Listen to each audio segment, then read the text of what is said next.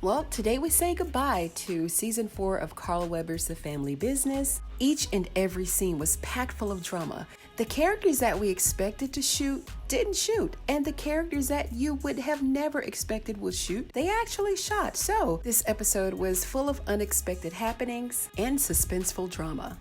And this breakdown may be a little bit longer than most because I'm going to take my time. Is that all right? Let's get started. So this final episode opens up with Consuela.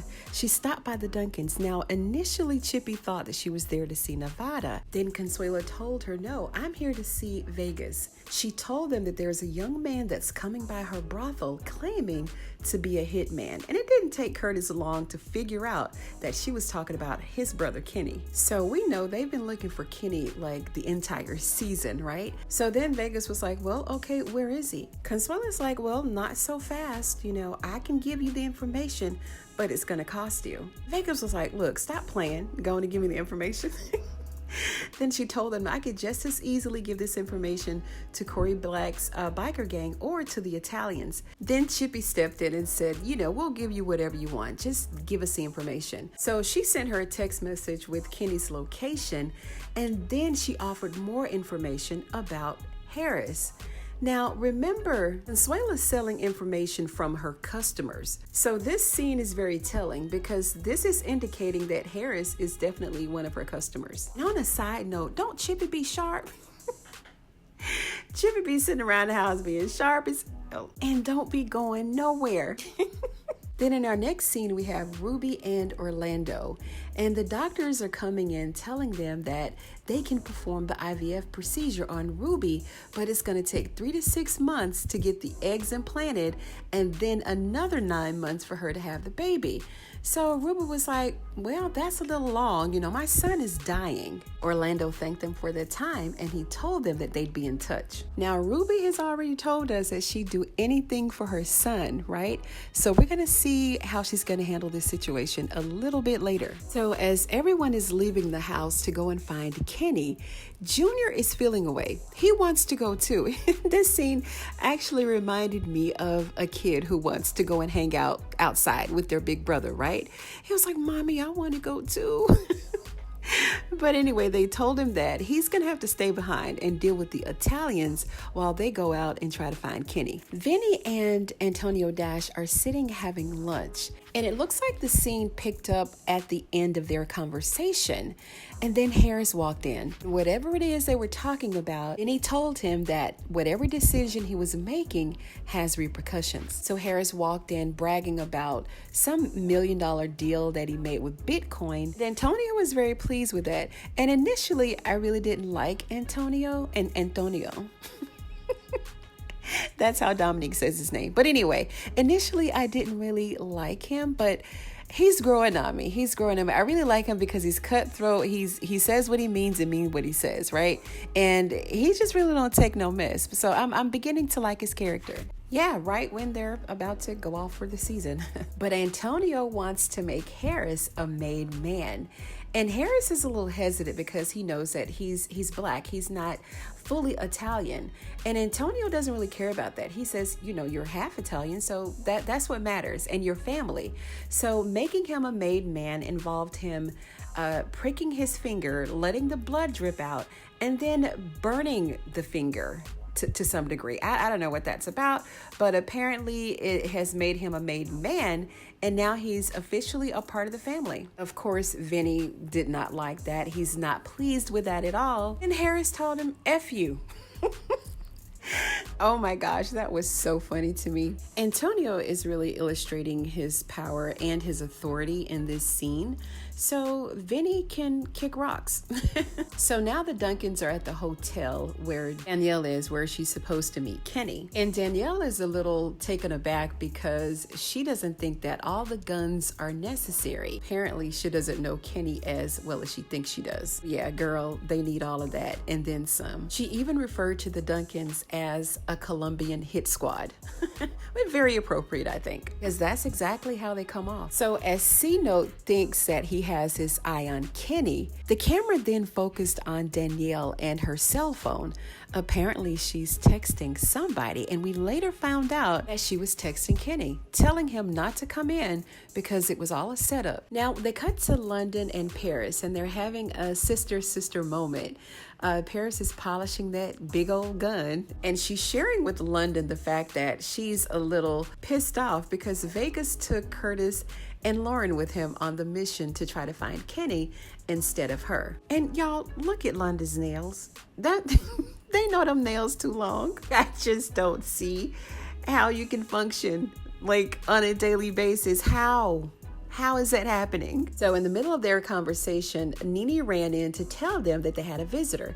And guess who? It's Brandy. Brandy Richardson came to see Orlando because, of course, she wants to tell him what's going on with LC. But she's at the Duncans. First of all, I don't even know how she got back that far, without someone stopping her before she even got through the gates. But she made her way in, and London gave Orlando a call, and he wants to get rid of her. He told them to get rid of her no matter what. And I'm sure they're kind of wondering why she's there, in her pajamas. But we got to remember that Brandy jumped out of her bedroom window, so she really didn't have too much of a choice. There was no time to pack a bag and grab your clothes. She just had to get the ASAP. Y'all remember when Tokyo Tony was at Black China's house? She told her she had to get out of her house. Oh my gosh, did y'all see that? Okay, let me focus. So when Orlando told them to get rid of her, they drew their guns, and it scared the crap out of Brandy. So she just immediately started talking. She was rattling off names: Elsie Duncan, Larry Duncan, your father's in trouble, he's at Fresh Meadows, da da da da da. So this is where the show took its most dramatic turn, and it just basically started to paint its own picture, right? And it was at this point where I realized, okay, now we're going to move forward. Now we're going to be taken into all different directions, because now everybody knows where LC is. And I wanted to instinctively just write the rest of the episode, right? Because now everything is in place for the beginning of the end. So remember back a little while ago when Junior was feeling slighted because he couldn't go outside and play. He just felt all alone. So he decided to have a little meeting with Antonio. And I think Junior is really doing a great job with the Italians because, for one, he really wants to impress his dad, he wants to impress his family, and he wants to earn Antonio's respect. So he's doing a pretty good job so far. So far, so good, right? But he told Antonio that they have a mutual problem. And he laid that gun on the table. It looks like that gun that his little cousin, his made man himself, Harris, used to kill his dad, Sal Dash. And this is all we're going to actually get to know about this part, because we didn't see them anymore throughout the entire episode. So I guess we'll have to wait until next season to see what happened. Now, in our next scene, look, Ruby has the hair down. She's powdered her nose. She's got on her leather fitted top, okay? So she's looking a little different. And don't we just love what they're doing with the growth of Orlando? I think that this season, he's dressing a little different, just a little bit. And, he's cut the hair, and his voice is slowed down tremendously. And I think it's just all a sign of a more mature Orlando. What do you guys think? Am I onto something here, or am I reading too much into it? But I told you guys in the last episode that Ruby still wanted Orlando. Who wouldn't want Orlando? But Ruby told him she can't wait for a year to have a baby. The life of their son is on the line, and she doesn't mind taking the traditional route, the same route that they took to get Vincent in the first place. So yeah, that's all Orlando wanted to know. That's all. So Chippy and Nene are on their way to Fresh Meadows So of course she had to give Vegas a call to let him know what was happening. And look at Curtis; he can't believe that LC is at Fresh Meadows, and neither can Vegas. And Nene, poor thing, she's like, Larry's got his hands all over this. That crazy fool. But Vegas doesn't want Chippy to do anything until they get there. But then they lost signal, but Chippy's trying to go and get her husband. She's not really gonna wait on anybody. Okay, so I'd like to introduce you guys to two new characters, Stacey Monroe and Lisa Wilson. This is London and Sage, of course, and they're at Fresh Meadows pretending to be the state agents who've come to give their inspection. And of course, Holly is, telling them, you guys aren't expected until next week. What are you doing here today? And they told her, we like to do pop-ups because we get our best reviews and we get our best information that way. So Holly was a little nervous, but she managed to call Larry. And Larry told her, you get back here and you get back here now. Those are not state agents. That's my niece. So Holly diverted. She told him she had to go to the bathroom and then she left. So when she got to the back, Larry told her, he instructed her to give out guns to every crazy MFer in the building, starting with her. Listen, what does Holly have on?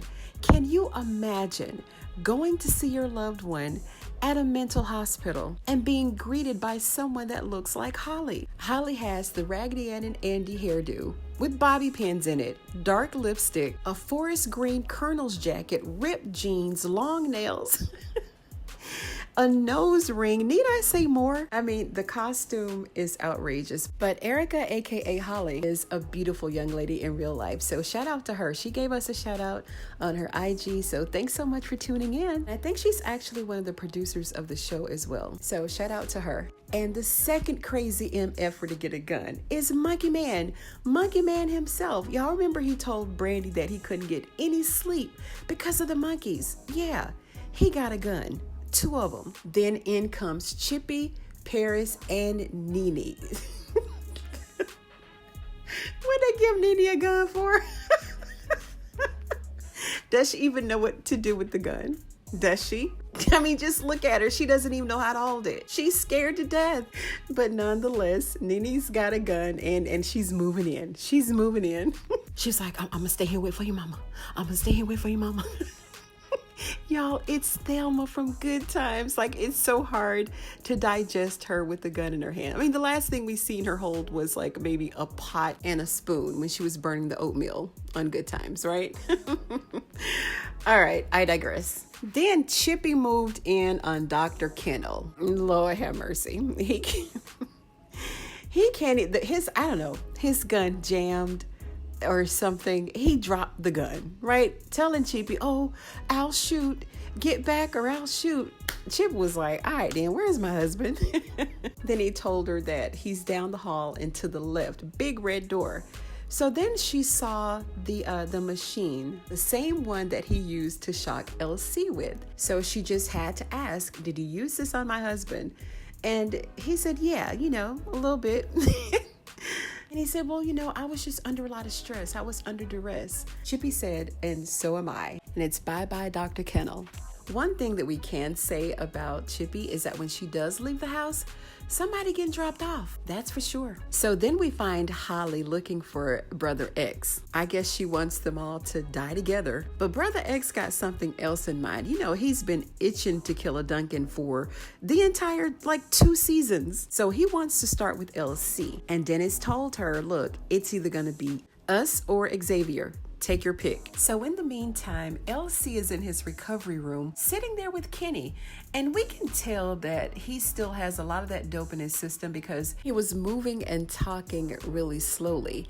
So then he came in talking to Lou, but Lou was talking to LC. So this made Larry really upset. But Lou was trying to warn LC, listen, you need to give this man his money. You need to tell him something because this is not electroshock therapy. This is a gun, an actual gun pointed at your head. But LC has told them once and he's told them twice. He does not have any of Larry's money. Then they heard the gunshots going off and LC knew that his family came to get him. Then a paranoid Nene ran into the cop from the highway and she was so nervous all she could think to do was to shoot him.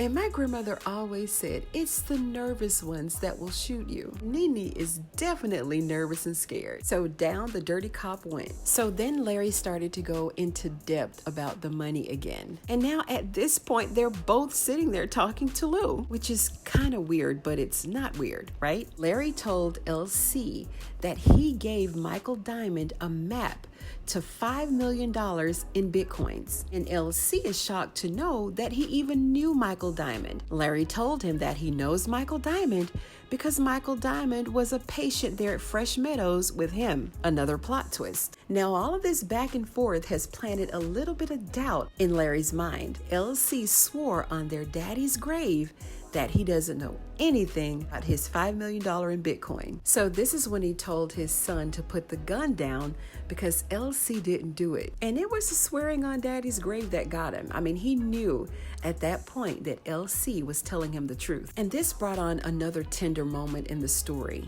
because here we have two brothers that are pretty much breaking down the proverbial wall that's holding the entire drama series together. And Larry apologized to LC, and LC just sat there at the edge of his bed crying. And I'm sure that these are tears of relief, but also tears of sorrow for his brother, because Larry is pretty sick, you know? He has these moments where he just gets really manic, even to the point to where he has to kill people, or he feels like he has to kill people. Larry apologized again, and then he told Kenny it's time for them to get out of there. And unfortunately, they had to cross the same spot in the hallway where the dead cop was laying after Nene had to spray him one time. So we all know that Nene is nervous and she's scared, right? So apparently, she believed Larry to some degree, that he was grossly misunderstood and that he wasn't crazy, because she's really shocked to see him behaving this way. Then she told him that she doesn't have any other choice but to believe. So they went back and forth for a minute, and then Larry convinced her to let them go. And Kenny, his mind is long gone too. I don't know what's wrong with him. He's held the gun to his mom and to his sister. So he's a whole other kind of crazy. And there is no sticking around. They cannot stick around, because if they do, they're going to be killed. He told Nene that he was going to take care of their son, Kenny, and then they both left. So after Chippy checked on Nene and found out that she was okay, LC came stumbling from behind door number 5 and they took him home. So it's not over yet. All the crazies are still on the loose, namely Brother X. He was so eager to kill a Duncan, he just started shooting any and everybody. He ended up shooting Sage, and then he also shot at Paris, but Paris played dead, right? So as he's walking over to check on Paris to make sure that she's dead, I guess, he was talking ish about killing Sasha. And what'd he do that for? Paris rose up, Brother X was down. He was dropped off. Real smooth. She wanted him to die slowly, and that he did. That girl just like her mama. So on the ride home, they found out that Kenny and Larry escaped. And Nene didn't say anything. She didn't say not one word. I guess she just didn't want to cause any more trouble, and drama wasn't absolutely necessary. Kenny and Larry, they're driving down the road, and they have to go and pick up Dennis and Holly. And Larry wants to go to Kenny's grandmother's house to get some pie, you know, and he thinks that eating some of his grandmother's pie is going to make him feel better and make everything all right. They're going to head south after they pick up Holly and Dennis. So I don't know, maybe they're going to Georgia, headed back to Waycross, who knows. LC had another nightmare. He had a nightmare that he was in a crazy hospital, and, you know, Chippy had to let him know that that wasn't a dream. You know, he was actually in the crazy hospital, and maybe he did have a dream about it, who knows, but he's far from the hospital. He's in bed, got on his silk pajamas, laying up against his cool, crisp white linen, gold bed pillows. Oh, he's straight now. No more worries, LC. And I'm so glad that he's home safe. I was really, really worried about LC. I mean, it was just really sad to see him so weak. And y'all, Orlando and Ruby, I told y'all she wanted him. I knew it. So as they're laying in bed trying to make baby number 2, in comes old weak Vinny, holding a gun to somebody. And listen, Orlando is so cool with it. Like, even at gunpoint, he's cool, right? Orlando was like, I know this ain't fun for you right now. Fun? No, it's not too fun, Orlando, watching you go down on his wife. And Vinny said that he knew that they were going to get back to that because he knows how Ruby feels about him. He knows it. So them being in bed together was inevitable. Then Orlando asked him if he wanted to be black. And this is a moment that Ruby took the gun from her nightstand and she shot him. She shot him dead. Then she turned to Orlando and said, "Family over everything." After she said that, the show could have ended right there for me. That was epic. I mean, who would have thought Ruby was going to shoot anybody, even less her own husband? And to see her sticking by Orlando, I mean, they share a child together, and when they were in the hospital, Chippy made sure that Ruby felt included, right? She felt a part of. So now she's really down with the family, right? Like, I love this moment. I love this scene. So this brief standoff with her husband has made her loyal forever. So in our final scene, we see Donna pulling Junior inside to talk. So as the Duncan family is home celebrating, let me just point out the fact that Rio's hair it's awesome. I love his style. And it kind of matches Paris's dress. It's kind of thrown off a little bit like the royal blue, but then Paris's dress is kind of like an aqua or turquoise, but nonetheless, it's still blue. And I love it. I mean, he's standing right beside her. So, you know, they're twins too, right? Aren't they twins? But anyway, I love his hair. LC is asking about Larry, and everybody thinks that he needs to just let Larry be Larry, you know, just leave Larry alone, you know, let him, you know, be free for a little while. Because look, Larry needs to be behind a padded wall, not at Fresh Meadows, but maybe just, you know, at home with family, but with tight security. Then everybody is also wondering where Junior is. So Junior finally walks through the doors. Junior came in and cussed everybody out. He wanted to know why they didn't tell him that Chippy was not his mother.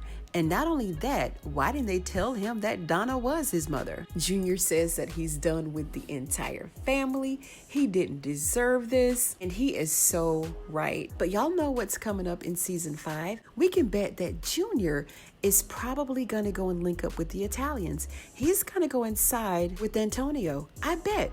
Watch what I tell you. I mean, what else he gonna do? Donna told Chippy that the reason that her daughter is dead was because of Chippy. She told her that she would not have her son. And I also told y'all that Nene knew about it. She knew. Y'all know we could not leave this season finale without Chippy dropping the F-bomb and pulling the dramatics. I have been a mother to him. I love her dramatics. I just love it. And Chippy is very hurt. She was so hurt because she's, you know, she raised Junior. You know, she raised him as if he was her own. And of course, she raised him with his sisters and brothers. And now Donna wants to come in to claim her throne as his mom. So that's hurtful to her. I mean, she really, really cried. And that concludes season 4 of The Family Business. Thank you so much for tuning in for this episode of Ruthless TV. If you're still here, well, I know you're still here. I feel it in my spirit. Thanks once again for joining me, you guys, and I'll see you on the next one.